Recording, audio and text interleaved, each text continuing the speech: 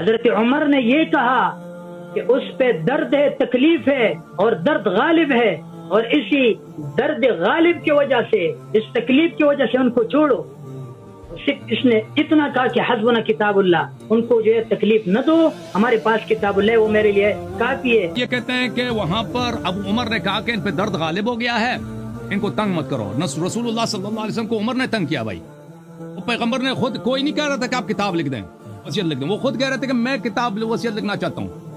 یہ ان کی اپنے جملے تھے، وما ينطق عن الهوى ان هو الا وحي يوحى، وہ اللہ کی جانب سے کہہ رہے تھے۔ تنگ ان کو اسی نے کیا جس نے مخالفت کی ان کی۔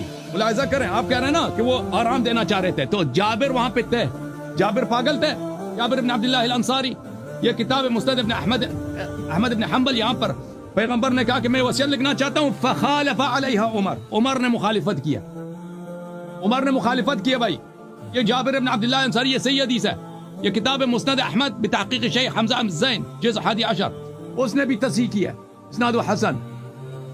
خالف علیہ عمر، ٹھیک ہے نا۔ اور پھر آپ نے یہ جھوٹ بات کہہ دی کہ بھائی عبداللہ ابن عباس رسول اللہ صلی اللہ علیہ وسلم کی وفات کی وجہ سے رو رہے تھے۔ کیوں جھوٹ کہہ رہے ہیں مولانا صاحب؟ یہ کتاب البخاری کتاب دار حیات تراث صفحہ نمبر 781 ہے، حدیث نمبر ہے 4432۔ عبداللہ ابن عباس رو رو کر کہہ رہے تھے کہ انہوں نے کیا کیا ہے، الرزیہ کل الرزیہ ما حال بین رسول اللہ صلی اللہ علیہ وآلہ وبین ان یکتب لهم ذلك الکتاب۔ میری طرف دیکھ، آپ کیوں جھوٹ کہتے ہیں کہ رسول پاک صلی اللہ علیہ وسلم کی وفات کی وجہ سے وہ رو رہے تھے؟